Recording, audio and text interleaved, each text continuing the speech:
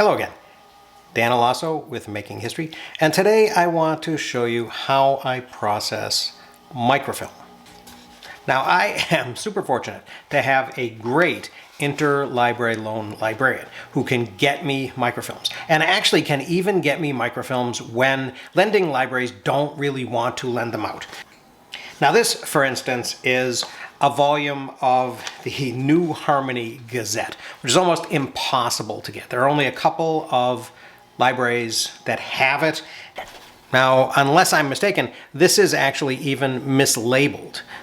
The title of this publication doesn't become the Free Inquirer until Frances Wright and Robert Dale Owen move from New Harmony, Indiana to New York City.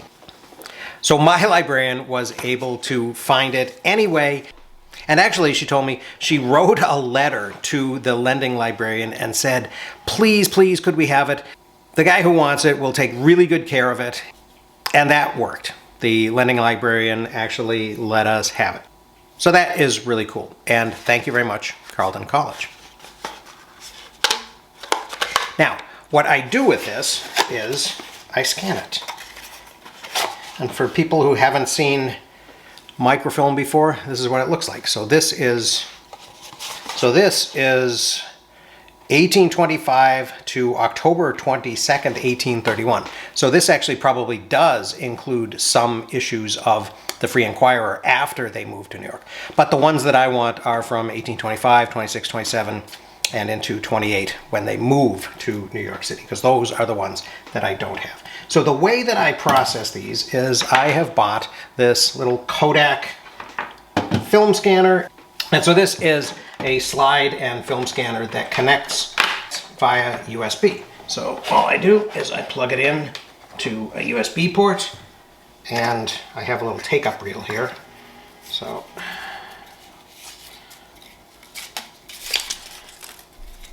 that it doesn't get messed up, I feed it in to one side. I'm using the 35mm adapter.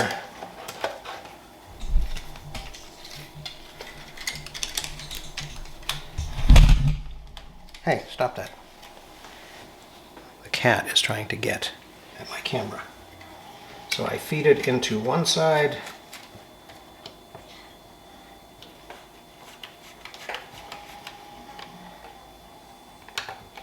I'm going to call it 35mm, and away we go.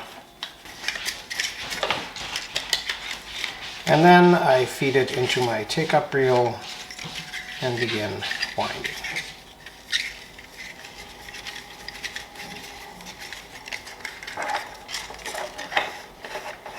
So, here we go. And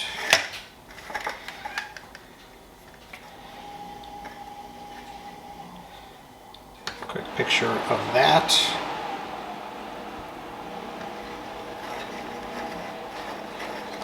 And continue winding.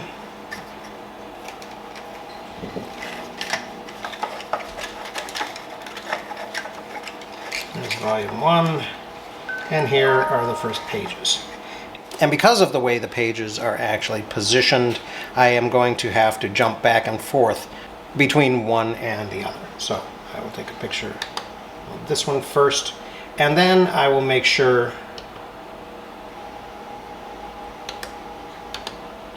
that it actually looks all right. And so the way I do that is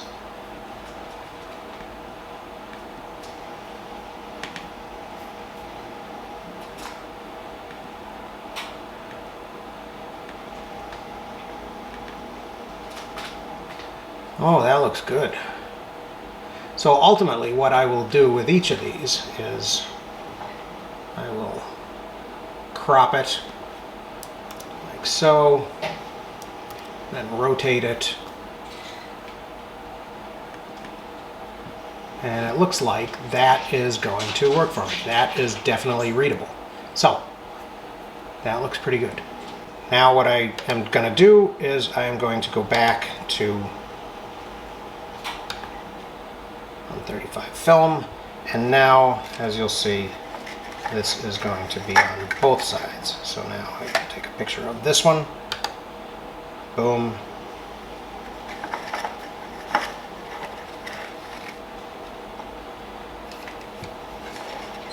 There it is, the first cover of the new Harmony Gazette.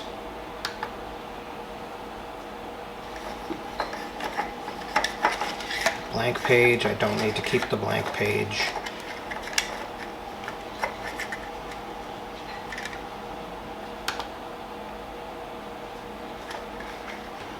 And now, okay, kid, down you go. Thank you. And now, as you can see, this is a little bit too wide. And so what I have to do is I have to switch back and forth from taking a picture of one side to taking a picture of the other. Then I go to the next page, take a picture of one side, take a picture of the other. Oops, I may have moved that, so I'll take another picture. Alright, and this is kind of tedious and time consuming, but it is the best way to get the full page. If I used the 35mm guide, it would actually cut off a little bit of the text on both sides, and I don't want that. So that's what I'm trying to avoid, and the way I'm avoiding it is by taking a picture of every single frame and moving it by hand very gradually. While being careful, of course, not to actually touch the microfilm, because I don't want to get any fingerprints on it. I also don't want to get any cat hairs on it, so have to be careful.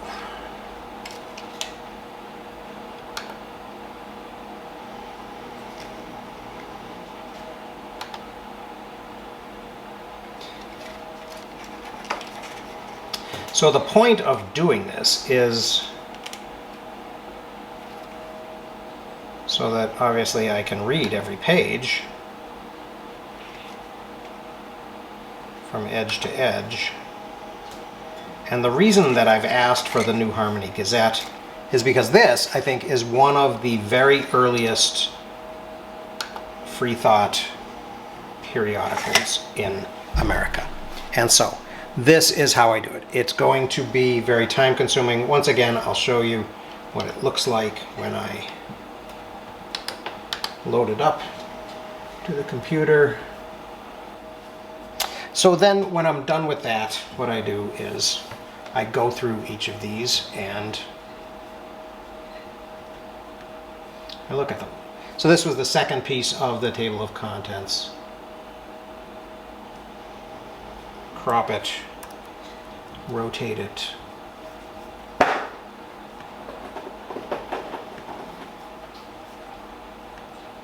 Auto level it, and boom.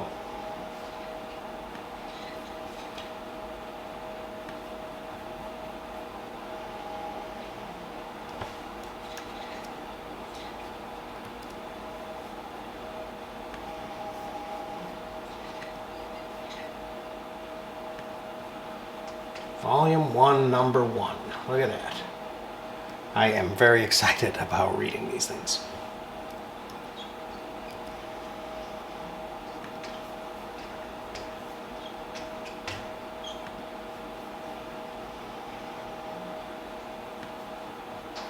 Volume 1, number 1, page 2.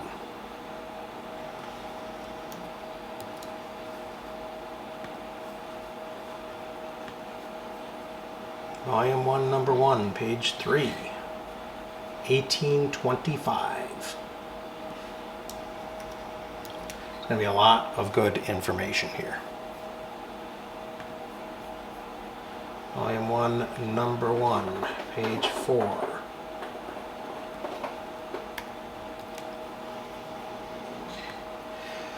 So you get the idea. This is a slow and kind of tedious process. Usually I turn on a YouTube video or listen to a podcast or something to sort of keep my mind occupied while I'm going through this kind of mechanical process. But you can see that this is a useful process. What I've done here is I've engaged a little loop device. So it's not a perfect scan, but it is definitely good enough for me to read it. And what I can see here is that this is a page about slavery, and there's a little bit of an introduction, and then there is Francis Wright's plan for the gradual abolition of slavery in the United States without danger of loss to the citizens of the South. And this is kind of a controversial plan that Francis Wright designed to try to create a community which she called Nashoba, which would be a place where enslaved people could generate profits that they would retain, which would allow them to buy themselves out of their servitude. And this is a very idealistic plan. It's a very controversial program. It's something that, of course, didn't really get off the ground. But I'll have much more to say about that when I've had a chance to actually read this. In the meantime, I thought you might be interested in the process of how I go about acquiring all of these pages of these old periodicals that I'm reading. And this is how I do it. It's time-consuming, but it is certainly worthwhile. So I hope you found that interesting. Thanks very much for watching. I will see you again very soon.